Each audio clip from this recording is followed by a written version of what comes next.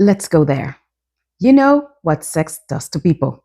You know that sex is a powerful motivator and driver, and in spite of all historic accounts, current and past trends to suppress humans from accessing it and enjoying it, sex continues to be wanted, sought after, practiced, and for many, taboo and mysterious, which adds to our attraction to it.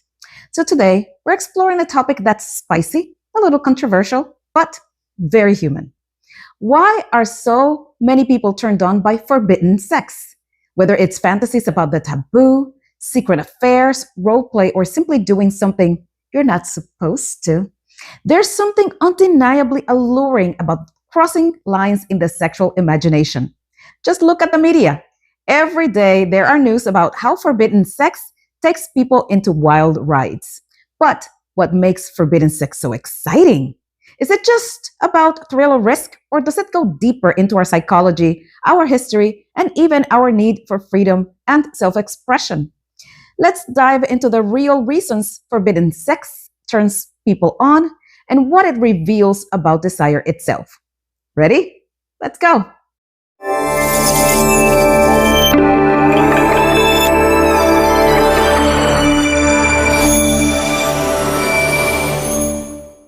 Hi, I am Dr. Tan to the Sex Doctor Board Certified Clinical Sexologist. Welcome to my channel. If you are new here, please stay with us in this sex positive community by subscribing. I create this content with a lot of love and joy and for free for you. And the only thing I ask is that you subscribe, which helps this channel grow and reach more people. You may also find other ways to support my work in the description section of this video or by following the icons on this video. Your engagement through likes, shares, comments, and super thanks also help the algorithm prioritize this content instead of hiding it. And it is gratuity for my work. So find the subscribe button right now. Don't be embarrassed. There's no shame in learning about sex. Click. Thanks. What is the psychology of forbidden desires? First, let's talk about the basic psychology of forbidden things. Humans are wired to be curious, and when something is off limits, restricted, or wrong, it naturally draws attention. It's called the forbidden fruit effect, and it's just not about sex or only about sex. It shows up in food, religion, politics, parenting, and of course, in the bedroom. But sexually, this takes on a new dimension. Why? Because sex isn't just physical, it's deeply emotional, symbolic, and psychological. So when a sexual act is labeled taboo, it suddenly becomes charged with excitement, rebellion, risk, autonomy. And for many, that transgression, breaking the rules, is what makes it so intoxicating. So what taboo sex really represents? Now, let's get deeper. Forbidden or taboo sex often reflects powerful emotional themes we don't feel free to express in everyday life. Let's look at a few examples. Power and control. People may be drawn to role-play scenarios involving dominance, submission, teacher-student dynamics, or age differences. Why? Because in real life, we're expected to be polite, in control, and appropriate. These fantasies allow people to explore power dynamics in a safe, consensual container. We also have freedom and rebellion. Religious or cultural repression often plays a huge role in desire.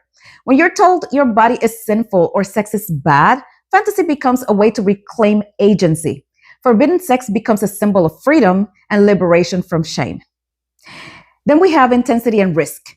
The idea that we shouldn't be doing something creates emotional intensity. Secrecy, risk of discovery, or breaking a rule triggers an adrenaline response that mimics arousal. That mix of fear plus excitement is actually very powerful. So forbidden sex often isn't about the act, it's about the act it represents. So what are the cultural and personal boundaries or taboos of forbidden sex? Well, let's pause for an important distinction here. There's a difference between cultural taboos and personal boundaries. Cultural taboos are socially constructed. They change over time and vary across countries. For example, interracial relationships were once taboo and still are in some cultures.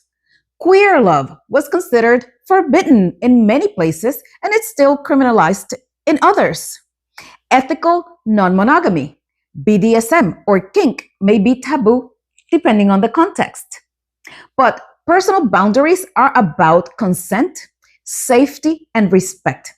Healthy taboo exploration happens with consent, clear communication, and emotional maturity.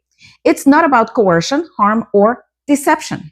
A brief interruption to remind you that you can talk to me live. Follow the link in the description section of this video to schedule your time with me and ask me those sex questions that you're too embarrassed to ask anyone else or you don't have anybody else to ask.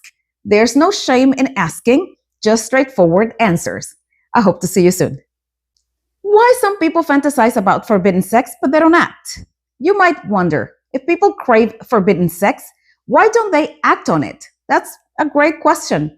And the answer is, fantasy is often enough for most. In fact, many people love fantasizing about taboo things, but would never want to actually do them in real life. That's a vast majority of us. Why?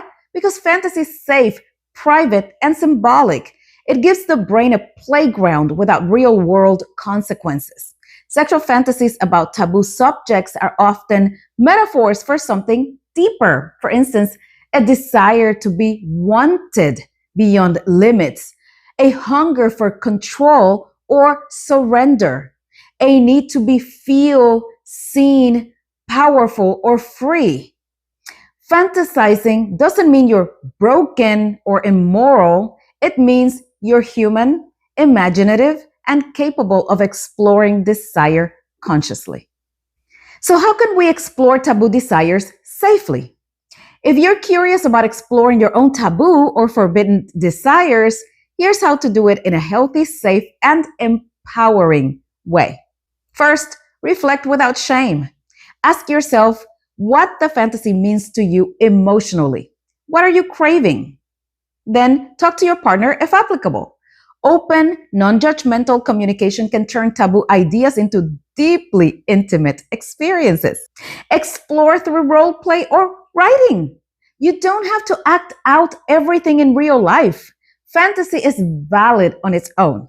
Educate yourself about kink, boundaries, and consent. If your interests involve power play or unusual dynamics, make sure you learn from trusted sex-positive sources. Don't moralize your desires.